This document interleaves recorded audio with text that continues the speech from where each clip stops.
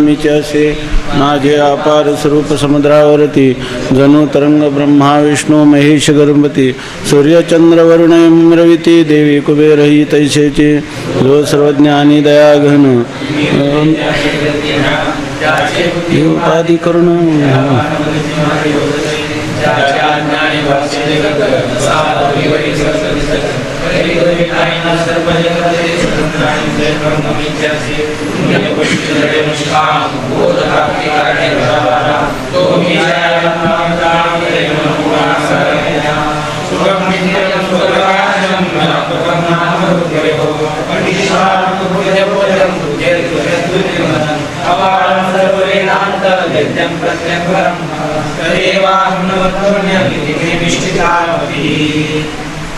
आता प्रणव उपासनेचा प्रकार सांगतात. म्हणजे हे अहंग्रह उपासनाच आहे, परंतु दुसऱ्या प्रकाराने अहंग्रह उपासना सांगतात. तर अहंग्रह उपासना सांगत असताना त्यांच्या पुढं अगोदर काही गृहीत कृत्य आहेत, जे नाम आणि रूप. तर रूपाचा अंतर्भाव नामामध्येच होतो. कार्य आणि कारण याच्यामध्ये कार्याचा समावेश हा कारणामध्येच होतो. दुसरी गोष्ट अधिष्ठान आणि आद्यस्थ. तर आद्यस्थ पदार्थ हा अधिष्ठान रूपच असतो असं सांगितलं. आणि ह्या सर्वांचं मूळ कारण आहे ओंकार आहे असं सांगितलं. त्याचं कारण या ठिकाणी वाच्य आणि वाचकाचा अभेद असतो असं हे गृहीत कृत्य आहे. आणि हे सर्व लक्षात ठेवून हे सर्व जगातले व्यवहार व्हायचा असेल तर त्या ठिकाणी नामा वाचून व्यवहार होत नाही. आणि किती रूप असलं तरीसुद्धा नाम नसेल तर व्यवहार होत नाही. याचा अर्थ रूप हे नामामध्येच अंतर्भूत आहे असं सांगितलं. मग सगळे जे वाचक नाव आहे घटपटादी त्यांचा समावेश काय होतो, त्याची जी असणारी सर्व रूप किंवा त्याच्या असणारे जे सगळे वाच्य त्या वाच्यांचा समावेश आपल्या वाचकामध्ये होतो. घट हे वाचक पद आहे, परंतु सगळी वाचक पदं असतील घटपटादी यांचे मूळ उद्भवस्थान कोण आहे, ओंकार आहे. म्हणजे याचा अर्थ सगळी नामं जी आहेत ती काय आहेत, ओंकारामध्येच त्यांचा समावेश होतो असं सांगितलं. म्हणून आणि तो ओंकार कोण आहे, तर सर्वांचं अधिष्ठान कोण आहे, ब्रह्म आहे. आता इथं सर्वांचं अधिष्ठान कोण आहे, ओंकार आहे. म्हणजेच ओंकार काय आहे, ब्रह्मस्वरूप आहे. एवढं चिंतन झालं. ओम हा ब्रह्मस्वरूप आहे. मग आता पुढं चिंतन काय करायचं अहंग्रह उपासनेमध्ये, तर हा असणारा जो ब्रह्मस्वरूप ओंकार तोच काय आहे, आत्मा आहे. म्हणजे ओंकार आपलं ब्रह्मस्वरूप असणारा ओंकार आणि आत्मा यांचं अभेद चिंतन करणं याला म्हणायचं प्रणवोपासना किंवा याला म्हणायचं अहंग्रहोपासना. तर आता त्या अहंग्रहोपासना सांगतात की सर्वांचा समावेश कोणात केला, ओंकारामध्ये. ओंकार पण कोणता, शास्त्र काय सांगतं, यतो वा इमानी भूतानी जायन्ते. सर्वांचं कारण कोण आहे, तद्ब्रह्मेती, ब्रह्म आहे. आणि इकडं तुम्ही काय सिद्ध केलं, ओम सिद्ध केलं. म्हणजे ओम हा ब्रह्मरूप आहे. मग ब्रह्मस्वरूप असणारा जो ओंकार, आता पुढं ध्यान काय करायचं, ब्रह्मस्वरूप असणारा जो ओंकार तो माझ्याहून भिन्न नसून तो मीच आहे असं ध्यान करायचं. काही ज्ञानाचं साधन आहे, ध्यानाचं साधन आहे. ध्यान करायचं म्हणजे काय, तत्र प्रत्ययैकतानता ध्यान. ओंकार स्वरूप ब्रह्म मीच आहे, मीच ओंकार स्वरूप ब्रह्म आहे, ओंकार स्वरूप ब्रह्म मीच आहे, मीच ओंकार स्वरूप ब्रह्म आहे असं अभेद चिंतन करायचं. आता ते अभेद चिंतन करण्याला याच्या पाठीमागं काही विज्ञान किंवा याच्या पाठीमागं त्याचं केलेलं काही स्पष्टीकरण करायला पाहिजे की हे जे आहे हे कसं आहे, त्याला काय म्हणतो आपण, हा म्हणजे आकाट्य अशा प्रकारचा हा मनोविज्ञानावर किंवा विज्ञानावर अधिष्ठित सिद्धांत आहे असं चिंतन केलं तर ह्या चिंतनाने ह्या प्रणवोपासनेने किंवा अहंग्रहोपासनेने निश्चित त्याला मी ब्रह्म आहे असं ह्या अहंग्रहोपासनेच्या द्वारा ज्ञान होऊन तो निश्चित मुक्त होईल. त्याच्याविषयीच आता स्पष्टीकरण करून सांगतात. कसं आहे ते आता बघा. ओंकाराचे ब्रह्मस्वरूपाने चिंतन करावे आणि ब्रह्मरूप ओंकाराच्या आत्म्याचे अभेद चिंतन करावे. पहिल्यांदा ओंकार ब्रह्मस्वरूप आहे असं चिंतन करावं आणि नंतर तो ब्रह्मस्वरूप असणारा ओंकारच त्याचा आत्म्याशी म्हणजे आपल्या स्वरूपाशी त्याचा अभेद आहे. म्हणजे जो ओम आहे तोच ब्रह्म आहे आणि जे ओंकार स्वरूप ब्रह्म आहे तेच माझा आत्मा आहे अशा प्रकारचं अभेद चिंतन करावं. कारण का करावं ते त्यासाठी सांगतात. कारण का करावं आणि कसं करावं याविषयी सांगतात की कारण आत्म्य काय आहे की हे जे मांडुक्य उपनिषद आहे ना त्याच्यात हे ओंकाराचं चिंतन आलेलं आहे.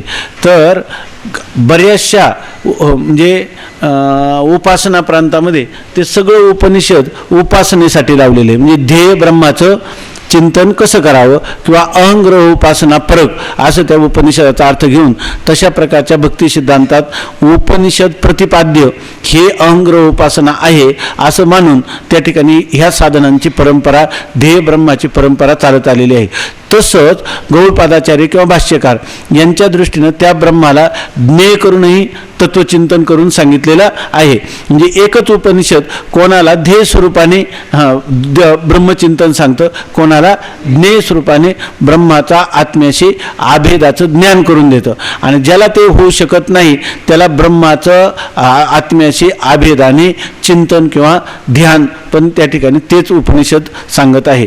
पण ते सांगत असताना ध्यान केलं तरी सफल आहे आणि ज्ञान झालं तरी सफल आहे. एकाने साक्षात सफलता आहे, एकाने परंपरेने सफलता आहे, पण सफलता मात्र निश्चित आहे. अशा प्रकारचं चिंतन सांगताना आता ते सांगतात. तुम्ही उगीच म्हणाल काय ब्रह्माचं ओंकाराशी ब्रह्माचं ओंकाराशी आणि त्या ब्रह्मस्वरूप ओंकाराचं आत्म्याशी आभेद चिंतन करा. पण कसं करा त्याचं काहीतरी आम्हाला पटवून तर दिलं पाहिजे.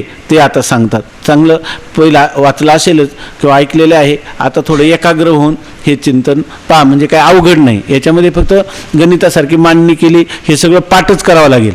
जर पाठ नाही केलं आणि एकदा वाचलं तर काही लक्षात येणार नाही. आपल्याला कायमचं लक्षात असलं पाहिजे. मग त्याचं अहंग्रह उपासना कशी केली जाते, त्याच्यामध्ये कशी शास्त्रीयता आहे हे आपल्या लक्षात येईल. बघा,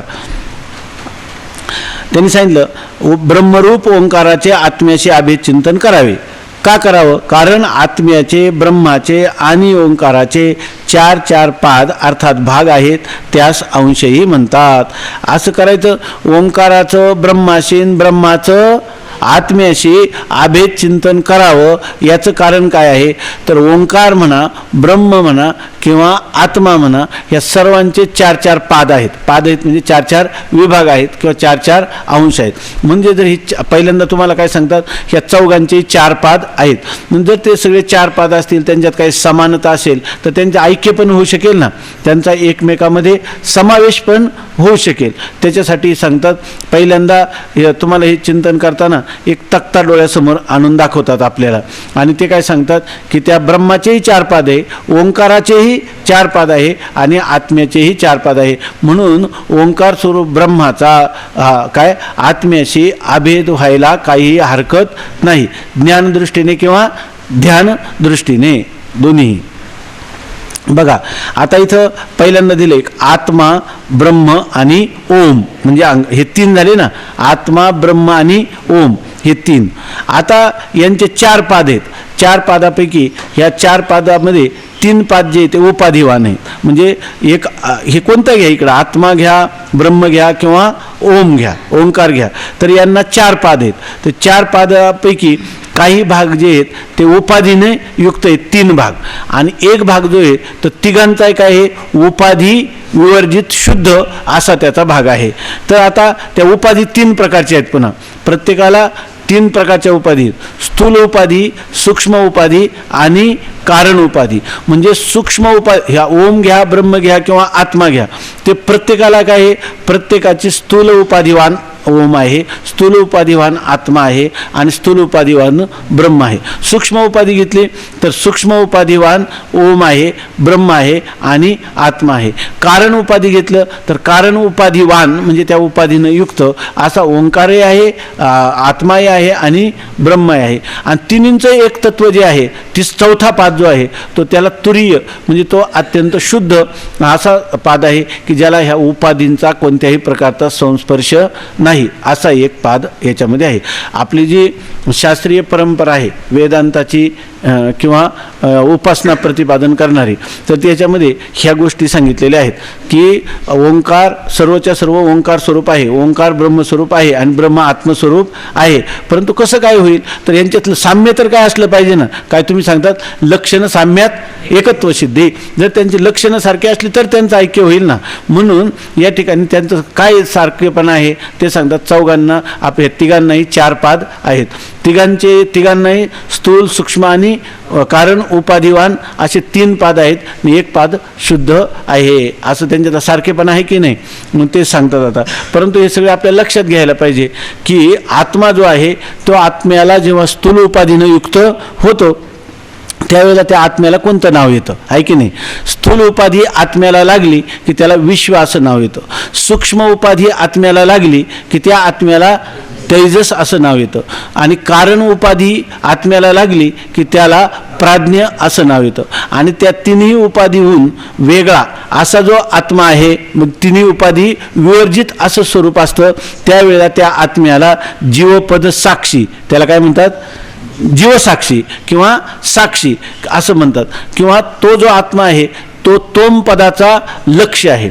आपल्याला चिंतन झालेलं आहे, तोम पदाचा लक्ष्य आहे का वाच्य आहे, तो तोम पदाचा वाच्य जीव आहे की नाही. अंतकरण अधिष्ठान चैतन्य आणि त्याचं पडलेलं प्रतिबिंब, म्हणजे अंतकरण अधिष्ठान चैतन्य अर्थात कुटस्थ चैतन्य किंवा साक्षी चैतन्य.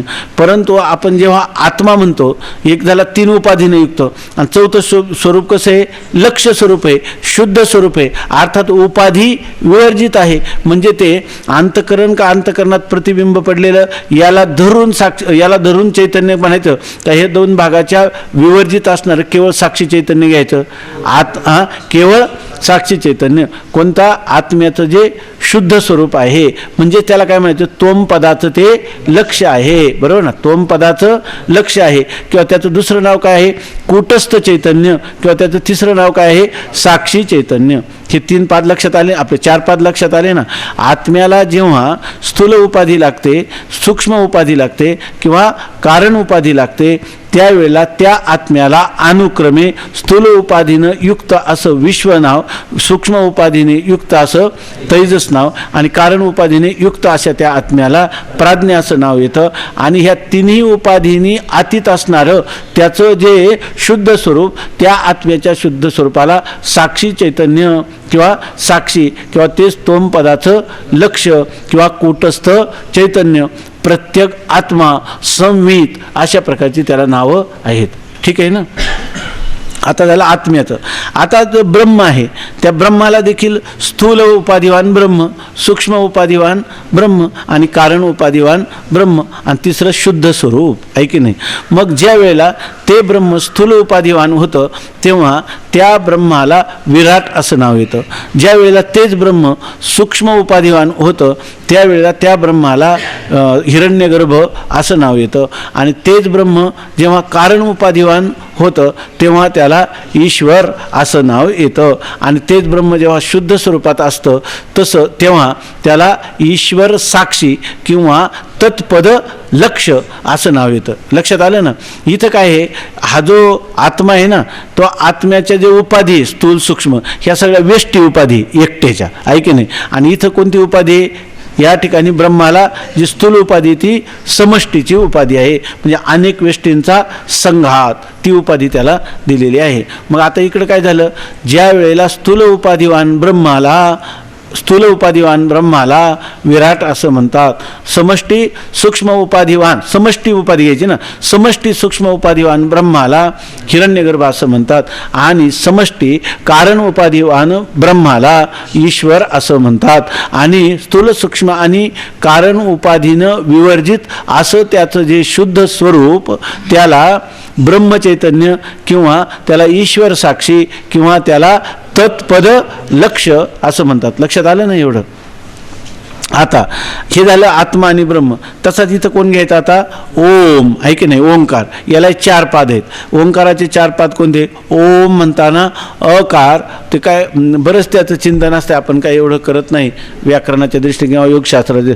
कोणताही शब्द ओम म्हणतो त्याच्यामध्ये अ, उ आणि म कोणताही उच्चार करायचा झाला तर ते हे जे लोक आहेत योगशास्त्राचे ज्ञाते किंवा व्याकरणशास्त्राचे, ते म्हणतात ओंकाराला सोडून कोणत्याच पदाचा उच्चार, अ उ मकार काढलं तर तुम्हाला काहीच बोलता येणार नाही. म्हणजे ओम हा काय आहे, सर्वांचं आद्य शब्द आहे.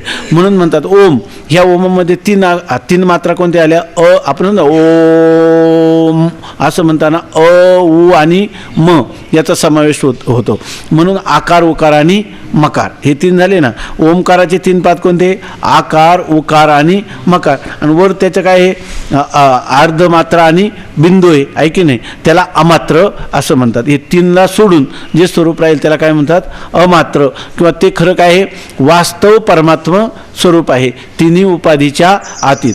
तर आता ह्या ओंकाराला जेव्हा स्थूल उपाधिवान होतो तेव्हा त्याला आकार म्हणतात, सूक्ष्म उपाधिवान होतो तेव्हा त्याला उकार म्हणतात, आणि कारण उपाधिवान होतो तेव्हा त्याला मकार असं म्हणतात. आणि स्थूल, सूक्ष्म आणि कारण या तीन उपाधीने विवर्जित असा ओंकार जेव्हा असतो तेव्हा त्याला ओंकार न म्हणता त्याला अमात्र किंवा परमात्म स्वरूप असं त्याला म्हणतात, किंवा ते अमात्र हेच परमात्म्याचं वास्तव स्वरूप आहे असं म्हणतात. ठीक आहे ना, इथपर्यंत वाचू ना पुढं. वरील कोष्टकात दाखविल्याप्रमाणे आत्म्याचे विश्व, तेजस, प्राज्ञा आणि तोमपद लक्ष, जीवसाक्षी असे 4 पाद आहेत. जीवसाक्षीत तुरीयही म्हणतात. हे सगळं आपण पाठ पण केलं पाहिजे आणि समजून पण घेतलं पाहिजे. पाठ कशासाठी करायचं, समजण्याला सोपं व्हावं म्हणून, आणि समजून कशासाठी घ्यायचं, पाठ करायला सोपं व्हावं म्हणून. हे आपल्याला अहंग्रहोपासना कशी करावी, तर आपल्या डोळ्यापुढेच आले पाहिजे ना. ते साक्षी शब्दाने, तुरीय शब्दाने, उपाधी शब्दाने, प्राज्ञ शब्दाने सगळे रूप लय चिंतन करताना डोळ्यापुढे आली पाहिजे की नाही आपल्या अहंग्रह उपासना करताना. म्हणून पाठ करायचे, नंतर त्याचं कसं सांगितलं ते समजून घ्यायचं, आणि समजून घेऊन काय करायचं, अनुष्ठानात आणायचं. कोणी अनुष्ठानात आणायचं, सगळ्यांनी का ज्याला परमात्मा नेय करता आला नाही त्यांनी, कारण ज्याला ध्येय स्वरूपाने ज्याचं चिंतन करण्याची इच्छा आहे किंवा योग्यता आहे त्यांनी त्या ठिकाणी ह्या सगळ्या गोष्टी समजून घेतल्या पाहिजे. जर त्याला पहिल्यांदाच तो तृप्तीचा ढेकर देत असेल, तो अपार शुद्ध परमात्मा मीची असेल, तर त्याला काहीच लक्षात ठेवायची गरज नाही, सगळे तसेच आहेत. तर या ठिकाणी सांगतात, वरील कोष्टकात दाखविल्याप्रमाणे काय हे कोष्टक का, आता तुम्हाला जरी मी परतही सांगितलं तरी लगेच लक्षात बसणार नाही. पुन्हा कोणाबरोबर तरी आणखी चिंतन करा. मी तुमच्या माहितीसाठी परत सांगतो. आता काय आहे, आत्मा, ब्रह्म आणि ओम, बरोबर ना. आणि लगेच विचारा आता जर तुम्हाला काय वाटलं तर ह्या प्रत्येकाचे 4 पाद आहे. तर एक पाद आहे स्थूल, सूक्ष्म आणि कारण, आणि यांच्या आतीत असणारा शुद्ध, असे 4 पाद आहेत. आता आत्म्याचे 4 पादापैकी स्थूल उपाधी जेव्हा लागते, म्हणजे इथं आतून पुढे येणार आहे, थोडक्यात आता सांगतो. जागृती, स्वप्न आणि सुषुप्ती असे 3 अवस्था आहे की नाही.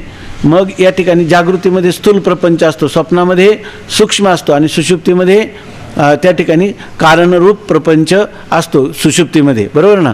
मग या ठिकाणी जेव्हा आत्मा ह्या स्थूल देहाचा अभिमान किंवा जागृती अवस्थेचा अभिमान धारण करतो त्यावेळेला त्या आत्म्याला विश्व असं नाव येतं. ज्या वेळेला तो स्वप्नदेहाचा अभिमान धारण करतो किंवा स्वप्नावस्थेचा अभिमान धारण करतो तेव्हा त्याला तेजस असं नाव येतं, ठीक आहे ना. आणि ज्या वेळेला तो कारण सुषुप्ती अवस्थेचा अभिमान धारण करतो तेव्हा त्याला कारण त्याला प्राज्ञ असं नाव येतं. आणि ह्या स्थूल, सूक्ष्म आणि कारण किंवा ज्याला आपण जागृती, स्वप्न आणि सुषुप्ती ह्या 3 अवस्थाच्या आतीत त्याचं जे शुद्ध स्वरूप आहे त्या आत्म्याच्या स्वरूपाला या ठिकाणी जीवसाक्षी किंवा त्वम पदाचं लक्ष असं म्हणतात. आलं का लक्षामध्ये आता, ठीक आहे ना. आता हे झालं आत्म्यापुरतं, म्हणजे एका आत्म्यापुरतं आहे की नाही. आता व्यापक असणारं जे सर्व मायाधिष्ठान चैतन्य, ब्रह्मचैतन्य, त्या मायाधिष्ठान चैतन्याला जेव्हा समष्टी स्थूलाचा उपाधी लागतो, बरोबर का, समष्टी स्थूल प्रपंचाचा उपाधी लागतो ब्रह्मचैतन्याला, तेव्हा त्याला विराट असं नाव येतं. समष्टी सूक्ष्म शरीराचा उपाधी लागतो तेव्हा त्याला हिरण्यगर्भ नाव येतं.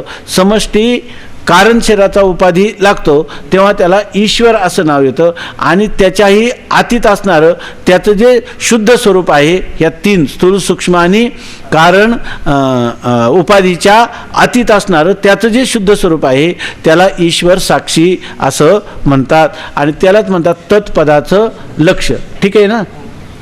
आता पुन्हा ओम मध्ये काय आहे, अकार, उकार आणि मकार. तर ज्या वेळेला ह्या ओमला स्थूल उपाधी लागतो त्यावेळेला त्याला आकार म्हणतात, सूक्ष्म उपाधी लागतो तेव्हा त्याला उकार म्हणतात, आणि कारण उपाधी लागतो तेव्हा त्याला मकार असं म्हणतात. तुम्ही म्हणाले अशीच नाव दिले, मकारच्या ऐवजी गकार का नाही दिला, रकार का दिला नाही? आता इथं तुम्हाला ब्रह्मज्ञ करता आलं का? आता काय करायचं आहे? ध्येय करायचं. ध्येय करायचं म्हणजे कर्त्यामध्ये स्वतंत्र आहे का वस्तुतंत्र आहे का कर्तृतंत्र आहे? कर्तृतंत्र. पण कर्तृतंत्र मनाला वाटेल तसे कर्त्याने केलेले चालेल का? विधी पाहिजे का? विश्वास पाहिजे का? आग्रह पाहिजे का? पुरुषाची इच्छा पाहिजे का? सगळंच पाहिजे का? तरच ध्यान होईल, तरच ध्यान होईल. त्यामुळे आता तुम्ही बोलायचं नाही असं तुम्ही इथं स्थूल उपाधी लागलं याला आकारच का म्हणतात, याला उकार. आता तुम्ही काय आहे? आता तुम्ही आमच्या ताब्यात आले. तुम्ही न्याय करू शकले असते तर तुम्ही आमच्या चौकटीतून सुटले असते. आता ध्यान करायचं म्हणलं आम्ही सांगू तसं करायचं, आहे की नाही? वेष्टी उपाधी, समष्टी उपाधी, बरोबर ना? स्थूल सूक्ष्म आणि कारण उपाधी, त्याचं शुद्ध स्वरूप. त्याला हेच नाव आत्माच का म्हणले? आत्माच म्हणायचं. दुसरं काय म्हणायचं? ब्रह्म का म्हणायचं? ब्रह्मच म्हणायचं. तत्पद लक्ष. आमची परिभाषा तुम्ही शिकायची, जाणून घ्यायची आणि त्याप्रमाणे आता अनुष्ठान करायचे. आणि जर तुम्हाला फल मिळालं नाही तर आमचं नाव दुसरं ठेवा, आहे की नाही? फल तुम्हाला बरोबर मिळण्याविषयी आमचं काही म्हणणं नाही, पण आता मात्र तुम्हाला श्रद्धस्व सौम्य याच्यावर श्रद्धा ठेवा, ठीक आहे ना? अजून तुम्ही कोणाजवळून करून घ्या, नाही तर आम्हाला परत 2-3 दिवस विचारा, म्हणजे तुमचं एकदम लक्षात बसेल. परत पाठ सुटला का विचारी जा. आता सध्या लक्षात आलं ना? आलं. हां, आता सांगतात हे झालं ना, हे कोष्टक लक्षात आलं ना? आता हो, लक्षात आलं. वरील कोष्टकात दाखविल्याप्रमाणे आत्म्याचे विश्व, तैजस, प्राज्ञा आणि तोमपद लक्ष, जीवसाक्षी असे 4 पाद आहेत. आत्म्याचे 4 पाद झाले की नाही? विश्व, तैजस, प्राज्ञ आणि जीवसाक्षी. जीवसाक्षी तुरीयही म्हणतात. अजून एक नाव सांगतात जीवसाक्षीचं, दुसरं एक नाव काय आहे? तुरीय. हे म्हणतात ना, उन्मनी तुर्या विनोदे, छंदे छंदे बोलतसे, ते तुरीय. तसेच ब्रह्माचे विराट, हिरण्यगर्भ, ईश्वर आणि तदपद लक्ष, ईश्वर साक्षी हे 4 पाद आहेत. ब्रह्माचे 4 पाद लक्षात आले ना? विराट, हिरण्यगर्भ, ईश्वर आणि ईश्वर साक्षी. आता ओंकाराचे आकार, उकार, मकार आणि अमात्र असे 4 पाद आहेत. ओंकाराचे 4 पाद झाले. आकार, उकार, मकार आणि अमात्र असे 4 पाद आहे. लगेच म्हणायचं नाही आकार, उकार, मकार काय जुने करीशी विचार काय परी विठ्ठला परंपार न कळे राय, असं म्हणायचं नाही, तर हे कळून घ्यायचं. ओंकाराचे आकार, उकार, मकार आणि अमात्र असे 4 पाद आहेत. वेष्टी स्थूल प्रपंचाभिमानी विश्व, समष्टी स्थूल प्रपंचाभिमानी विराट या दोघांची उपाधी स्थूल असल्यामुळे विश्व विराट रूप आहे असे चिंतन करावे. आता बघा, वेष्टी स्थूल प्रपंचात, वेष्टी स्थूल म्हणजे हा देह आहे की नाही, ह्या वेष्टी स्थूल प्रपंच म्हणजे पंचमहाभूतांनी निर्मिलेलं हे जे वेष्टी शरीर, स्थूल शरीर, याचा जर अभिमानी धारण केला की त्याला नाव काय तर वेष्टी स्थूल प्रपंचाचा अभिमानी, त्याला म्हणायचं विश्व.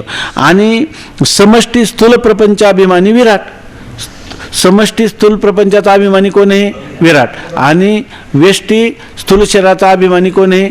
विश्व, बरोबर ना? ह्या दोघांची उपाधी स्थूल असल्यामुळे, दोघांचा उपाधी काय आहे? स्थूलच आहे. त्यामुळे विश्व विराट रूप आहे असे चिंतन करावे. हा विश्वाचा समावेश कुठे करावा? विश्व विराट रूप म्हटलं तर काय हरकत आहे? कारण दोघांचा उपाधी काय आहे? स्थूल आहे. म्हणून तो समष्टीचा अभिमानी आणि हा काय आहे? वेष्टीचा अभिमानी. वेष्टी समष्टीला सोडून आहे का वेष्टीचा अंतर्भाव समष्टीमध्ये करावं आहे. मग या ठिकाणी विश्व हा काय आहे? विराटच आहे. विश्वाचा एकदा विराटामध्ये समावेश केला तर विश्व काय झाला? विराट रूप. विश्व विराट रूप आहे असं म्हणायला काय हरकत आहे का? आता नाही.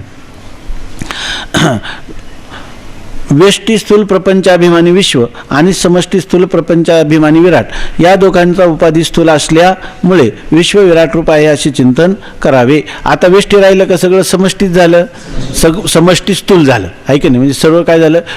सर्व काय झालं आता? विराट. विश्व राहिला का? आता नाही, कारण दोघांची उपाधी काय आहे?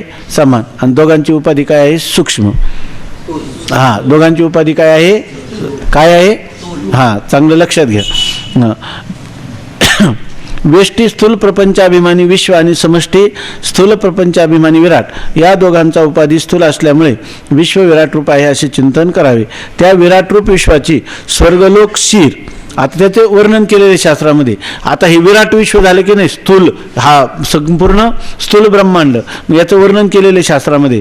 त्या विराट विश्वाची आपल्याला जसं शरीर आहे एकाला आहे की नाही व्यष्टीला, तसं समष्टीला काय आहे, समष्टी शरीरच आहे की नाही. मग त्याला डोकं बिकं त्यालाही पाहिजे ना, त्यालाही मुख पाहिजे, तर त्याचं वर्णन केले. त्या विराट रूप विश्वाची स्वर्गलोक हे काय आहे, शीर, स्वर्ग जयाची साळुंका. स्वर्ग हे त्याचं काय आहे, शीर आहे. सूर्य नेत्र आहे, सूर्य हा त्याचा काय आहे, डोळा. वायू हा काय आहे, प्राण. नंतर आकाश हे त्याचं मधलं असणारं धड. आणि समुद्रादी जल मूत्रस्थान, आणि समुद्र हे त्याचं काय आहे, बस्ती किंवा त्याला काय म्हणतात, मूत्रस्थान. पृथ्वी पाय, पृथ्वी हे त्याचे पाय आहेत. आणि होमातील अग्निमुख, आणि होमामध्ये असणारे जे अग्नी ते त्याचं काय आहे, मुख. ही 7 अंगे आहेत. म्हणून याला काय म्हणतात, ह्या जो विराट आहे याला किती अंग आहे, 7 अंग आहे. वास्तविक ही अंगे विराटाची सांगितली आहेत. ही सगळी सप्तांग कोणाची सांगितली, विराटाची. परंतु त्या विश्वाचा विराटाशी चिंतनात अभेद केला आहे. परंतु आता विश्वाचा कुठं केला अभेद, विराटाशी केला. मग ही विश्वाची सप्तांगे म्हणलं तर चालतील की नाही, का फक्त मग या म्हणते अहम मनु अभवम काय आहे ना, तो कोण वामदेव, तो वामदेव म्हणतो की या सगळ्या विश्वाचा आद्यमान मनु मी झालो, सूर्यही मी झालो. कारण आता काय विश्वाचा समावेश कोणात केला आहे, विराटामध्ये केलेला आहे. मग म्हणतात वास्तविक ही अंगे विराटाची आहेत, परंतु ती विश्वाचा विराटाशी चिंतनात अभेद केला म्हणून विश्वाची म्हणण्यास हरकत नाही. ही जी 7 अंग आहेत, स्वर्गलोक हे शिर आहे की नाही, बरोबर आहे ना. हा अभिमान जर विश्वाने धारण केला तर त्याची पण आहेत की नाही, कारण त्यांनी काय केलं, विश्वाचा समावेश विराटामध्ये केला. मग ही फक्त विराटाची अंग आहे का, विश्वाची म्हटली तर हरकत नाही, त्याची पण अंग आहेत. स्वर्ग हे काय त्याचं शिरच आहे, सूर्य हा त्याचा नेत्रच आहे, वायू हा त्याचा प्राणच आहे, पृथ्वी हे त्याचं पादच आहे. कारण आता मी माझा मी न राहिलो, वेगळा राहिलो नाही, मी काय आहे, विराट. म्हणून या स्थूलाचा अभिमान धारण केला तर कारण नसताना मी म्हणायला लागला की नाही मी म्हणजे हा देह आहे की नाही. मग जर विराटाचा अभिमान केला तर विराट नाही का होणार, आहे की नाही, होईल का नाही. मग विश्वाचा अभिमान धारण करणं चांगलं का विराटाचं धरणं चांगलं. म्हणून अर्जुन म्हणतात ना, विश्वरूपाचा अभिमान धर, आहे की नाही, माझ्या विश्वरूपाला पहा. तू ह्या स्थूल ह्या माझ्या जे काही माईक असं सोंग आहे भगवान सांगतात त्याच्याकडे पाहू नको, आहे की नाही. कारण ते काय विराट माणसाने स्थूलातून सूक्ष्माकडे जावं का सूक्ष्मातून स्थूलाकडे जावं, स्थूलातून सूक्ष्माकडे जावं, आहे की नाही. परिच्छिन्नातून व्यापकाकडे जावं का व्यापकत्वातून परिच्छिन्नाकडे यावं, का व्यापक परिच्छिन्न ह्या दोघांच्या अधिष्ठानाकडे जावं, आहे की नाही, आहे की नाही. इथे 3 सांगितले की नाही, व्यष्टी समष्टी स्थूल सूक्ष्म कारण, आणि गेलं कुठं, चौथंच हा मात्र, आहे की नाही, चौथंच जीवसाक्षी, चौथंच ईश्वर साक्षी, आहे की नाही. असं जावं. ध्यान करता करता सुद्धा माणसाला हे लागली पाहिजे, हळहळ लागली पाहिजे. हे काय मला हे ध्यान करायचं वेळ आलेली आहे, याचं ज्ञानच व्हायला पाहिजे होतं. नाही झालं तर आता करता करता देवा लवकरात लवकर करून दे. कारण गतीर भरता प्रभू साक्षी तू म्हणतो ना, तर तसं आहे ना, तुझं चिंतन करतो तू सांगितल्याप्रमाणे शास्त्रवित मार्गाप्रमाणे, लवकर मला त्याच्यातून मुक्त कर. मला त्या ब्रह्मलोकात जायची सुद्धा वेळ आणून देऊ नको, तिथं मला कंटाळा येईल. कसं काय इतके दिवस काढायचं, ब्रह्मदेव कधी मुक्त व्हायचा तेव्हा मी मुक्त व्हायचं, तोपर्यंत धड माझं मन तिथे भोगात रमणार नाही, ये लोकात आता रमलं नाही, काय कमी पडलं माझं, लवकर कर, असं प्रार्थना करावी बरं का. तर आता सांगतात त्या आता परंतु त्या विश्वाचा विराट अशी चिंतनात अभेद केला आहे म्हणून विश्वाची म्हणण्यास हरकत नाही. ही जी अंग आहेत ती फक्त विराटाची एक आता विश्वाची आहे, कारण विश्वाचा अंतर्भाव कुठे केलेला आहे, विराटात केलेला आहे. वाचू. तशीच विराट रूप विश्वाची पंचप्राण पंचकर्मेंद्रिय पंचज्ञानेंद्रिय आणि अंतःकरण चतुष्ट ही मुखाप्रमाणे भोगाची साधने आहेत. म्हणून एकंदर 19 मुखे आहेत. त्याला सप्तांगानी 19 मुखानी असं त्या मांडुक्य उपनिषदामध्ये सांगितलेले. सप्तांग तर आता आपण पाहिले. तसेच 19 काय आहे त्याला मुख. कोणकोणते आहेत, विराट रूप विश्वाचे विराटाची. विराटाची ही 19 मुख आहे आणि विराटाची आहेत, पण विश्वाचा समावेश कुठे केलेला आहे? विराटामध्ये. बरोबर आहे ना? मग आता त्याला जर तुम्हाला विराटाला 19 मुख असतील तर विश्वाला सुद्धा काय आहेत? 19 मुख आहेत. कोणती? पंचप्राण, पंच ज्ञानेंद्रिये, पंच कर्मेंद्रिये आणि अंतःकरण चतुष्टय. किती झाली? 19 झाली का? 19. ही मुखाप्रमाणे भोगाची साधने. ही सर्व काय आहे? जसं मुखाच्या द्वारा आपण घेतो आहे की नाही, अन्न ग्रहण करतो, तसं भोगाचं ग्रहण करणं किंवा भोग भोगण्यासाठी काय पाहिजे? ही 19 मुख पाहिजेत. आणि ती कोणाची आहेत? विराटाची. पण विराटामध्ये समावेश कोणाचा केला? मग विराट रूप विश्वाला ही 19 मुख म्हटलं तर चालेल का? चालेल. म्हणून एकंदर 19 मुखे आहेत. जागृतावस्थेत या 19पासून बाह्यवृत्तीद्वारा शब्दाधिकांचा भोग घेतो. म्हणून विराट रूप विश्व स्थूलाचा भोगता आणि बाह्यवृत्तीवान म्हणजे जागृत अवस्थावान म्हणतात. आता बघा, जागृत अवस्थेमध्ये जेव्हा आपण जागा आहे की नाही, त्या जागृत अवस्थेमध्ये ही जी 19 आहेत, 19 काय आहेत? मुख. ह्या 19 मुखांच्या द्वारा म्हणजे पंच ज्ञानेंद्रिय, पंच कर्मेंद्रिय, पंच प्राण आणि अंतःकरण चतुष्टय. जागृत अवस्थेमध्ये ह्या 19 मुखांच्या द्वारा 19 मुखांपासून बाह्यवृत्तीद्वारा शब्दाधिकांचा भोग होतो. बाह्यवृत्तीद्वारा म्हणजे यांचं ज्या वेळेला आपण जागृतीत अवस्थेमध्ये आहे आणि हे सर्व स्थूल बाहेरचे भोग आहेत, शब्द स्पर्श रूप रसगंध सगळे विषय बाहेरच आहे की नाही, आतमध्ये आहेत? बाहेरच आहे. मग त्यावेळेला भोगता जेव्हा त्या पदार्थांचा भोग घेईल त्यावेळेला त्याची अंतःकरण वृत्ती बाहेर जाईल की नाही, आहे की नाही? बाह्य पदार्थाचं ज्ञान व्हायलाच बाहेर जाईल की नाही. मग त्याला जेवढा भोग होईल तो वृत्ती बहिर्मुख झाल्याशिवाय होईल का? नाही. म्हणजे ती वृत्ती बाहेर असल्याशिवाय होईल का? म्हणजे 19 मुखांनी युक्त असणाऱ्या त्या विराटाला 19 मुखाच्या द्वारा होणारा जो भोग तो बाह्यवृत्तीद्वारा होतो. आणि बाह्यवृत्तीद्वारा होतो त्यावेळेला ती अवस्था कोणती असते? जागृती अवस्थेमध्ये होतो. जागृती अवस्थेमध्ये आणि बाह्य वृत्तीद्वारा 19 मुखाच्या द्वारा त्या विराट रूप विश्वाला ह्या संपूर्ण विषयांचा भोग होतो. ठीक आहे ना? लक्षात आलं? श्रीकांत येतं का काही लक्ष? जागृत अवस्थेत या 19पासून बाह्यवृत्तीद्वारा शब्दाधिकांचा भोग घेतो. म्हणून विराट रूप विश्व स्थूलाचा भोगता. आता हे विराट रूप विश्वच काय झाला? हे स्थूलाचा काय झाला? भोगता.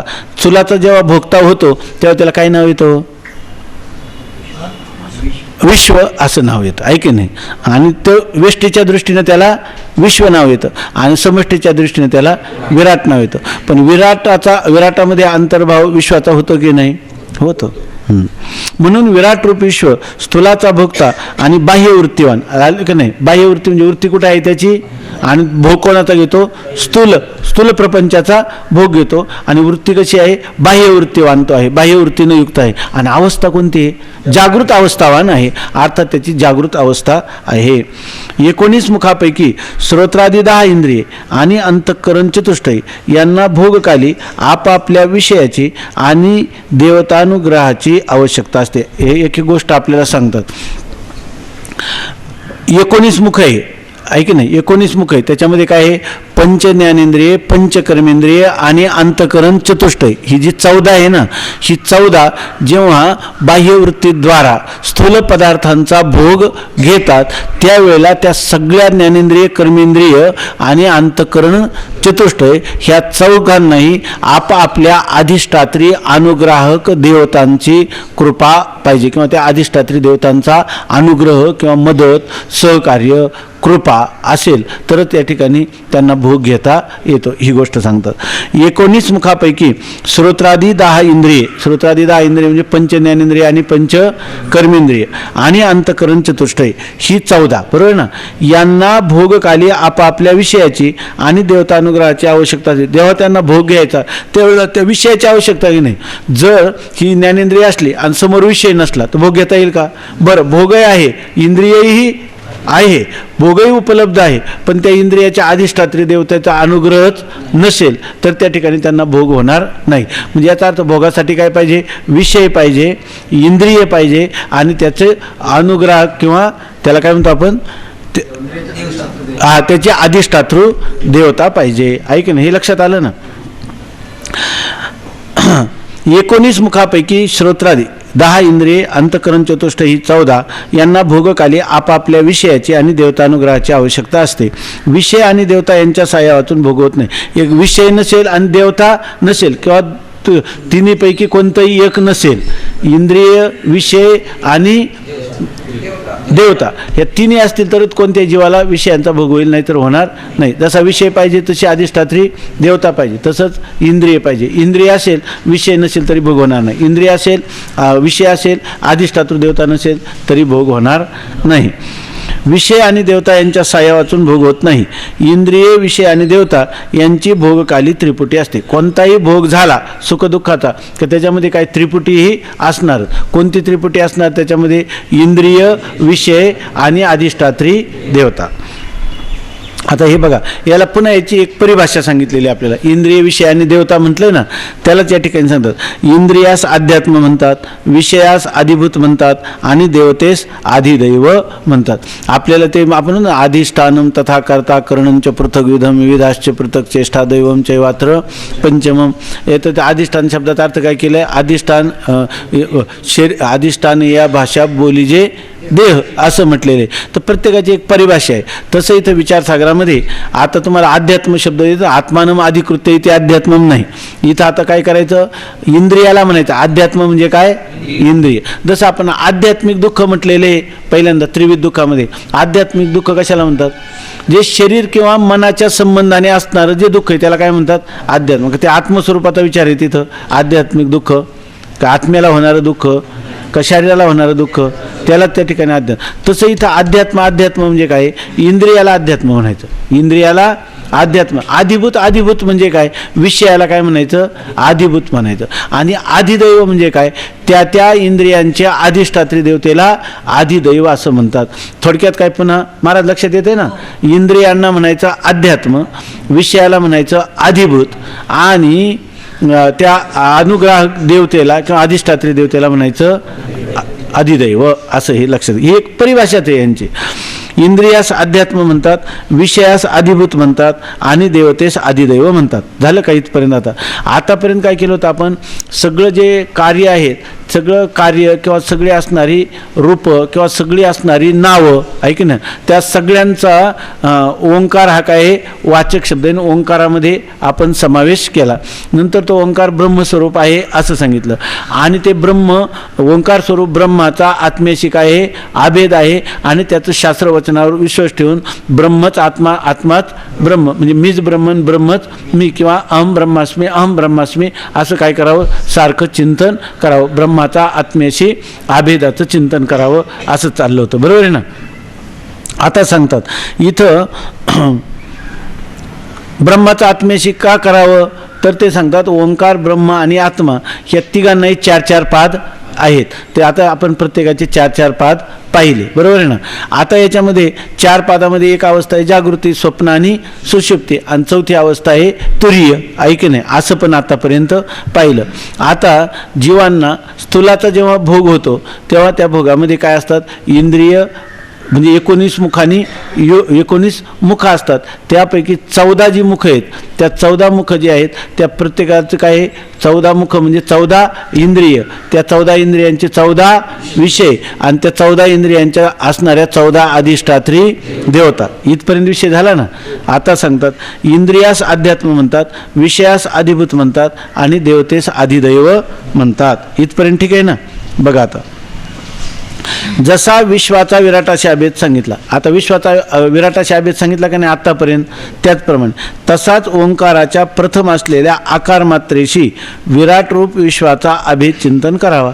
आता हे झालं विश्वाचा विराटाशी केला. पण इकडं ओम एक आहे की नाही अक्षर?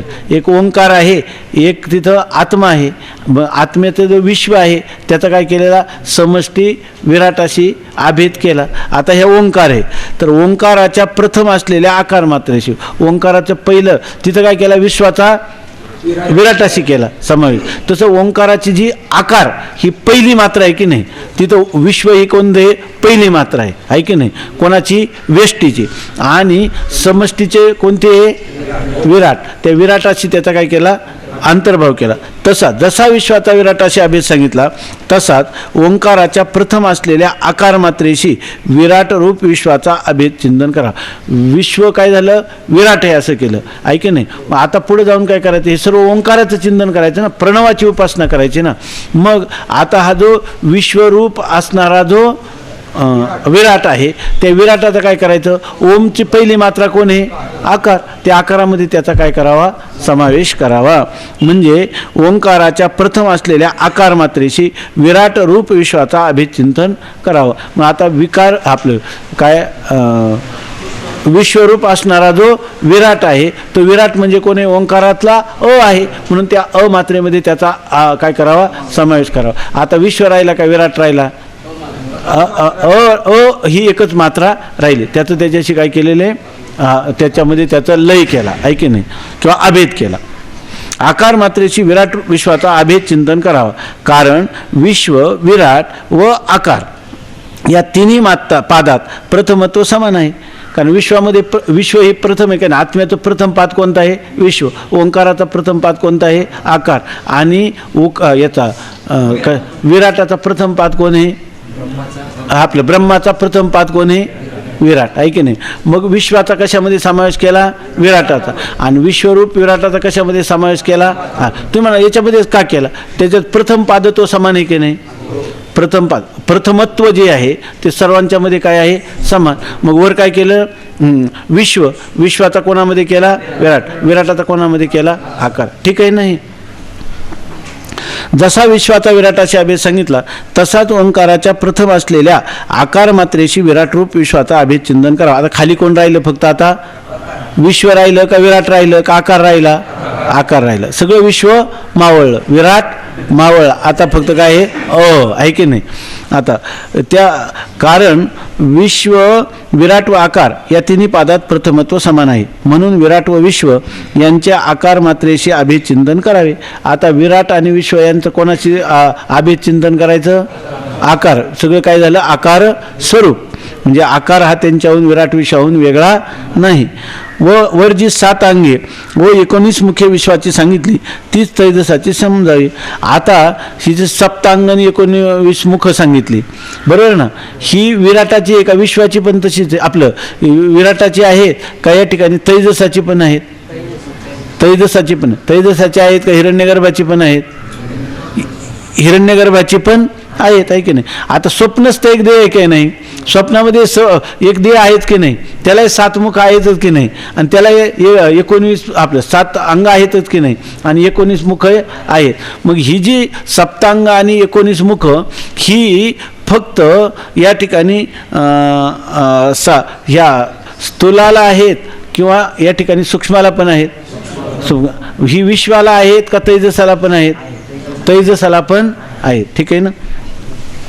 कारण म्हणून विराट व विश्व यांचे आकार मात्रेचे अभेद चिंतन करावे. वर जी 7 अंगे व 19 मुखे विश्वाची सांगितली तीच तैजसाची समज. विश्वाला जेवढी मुख सप्तांग तेवढीच 19 मुख आणि सप्तांग कोणाला आहे, तैजसाला आहे. मग फरक इतकाच की, तर दोघांमध्ये काय फरक आहे, फरक एक इतकाच आहे की विश्वाची ईश्वर रचित आहेत आणि तैजसाची मनोमय आहेत. विश्वाची जी सप्तांग आहे ही समष्टी ब्रह्मांड ही कोणी रचलेली आहे, ईश्वराने रचलेली आहे. आणि तैजस जो आहे स्वप्नादी अवस्थेचा अभिमानी ती कोणी रचलेली, त्याच्या यथा जागृत काय यथा स्वप्न प्रपंचोयम मयी माया विजृंभिता, ही माझ्या मनाने केलेली कल्पना आहे. मग विश्वाची जेवढी अंग आहेत ती कोणी रचलेली आहेत, ईश्वराने, आणि तैजसाची कशी आहेत, मनोमय. हा फरक आहे की नाही. जरी त्याला 19 मुख आणि सप्तांग असली विश्वाला आणि तैजसालाही असली तरी विश्वाची कोणी ईश्वर रचित आहेत, ईश्वर सृष्ट आहेत, आणि तैजसाची काय आहे, मनोमय. का बाह्य पदार्थ आहे का, कुठं नाही. बरं, हे पदार्थ पाहण्यासाठी त्याला बाहेर जावं लागतंय का वृत्तीच निर्माण करते आणि वृत्तीच पाहते, आणि आत पाहते का बाहेर पाहते, बाह्य वृत्तीद्वारा का आतमधल्याच वृत्तीद्वारा. फरक इतका की ईश्वाची ईश्वरचित आहेत आणि तैजसाचे मनोमय आहेत. आता बघा, तैजसाचा भोग सूक्ष्म आहे आणि विश्वाचा भोग स्थूल आहे. तो आतल्या आतच भोग घेतो की नाही? मग तो भोग काय इतरांना कळतोय का? नाही. तो कसा आहे? सूक्ष्म आहे. आणि तैजसाचा भोग सूक्ष्म आहे आणि स्थूलाचा भोग आपल्या याचा विश्वाचा भोग काय आहे? स्थूल आहे. हे लक्षात आलं ना? आता याच्या पुढे त्यांनी काही चिंतन केले. शिष्य म्हणतो, महाराज सुखदुःखाच्या ज्ञानाचे नाव भोग आहे. ज्ञानात स्थूलता आणि सूक्ष्मता नाही. असे असता तैजसाचा सूक्ष्म आणि विश्वाचा स्थूल भोग आहे असे कसे म्हणतात? तसं पाहिलं हे चाललंय प्रणवोपासना किंवा अहंग्रहोपासना. आणि उपासनेच्या प्रांतात देखील फार तत्वचिंतनविषयक प्रश्न केलेला आहे. तर त्याचं उद्या आपण चिंतन करू. पुंडलिक वरदा हरी विठ्ठल. श्री ज्ञानदेव तुकाराम ज्ञानेश्वर महाराज की जय. विचारसागराचा पेपर कधी आहे माहिती आहे? सांगितलं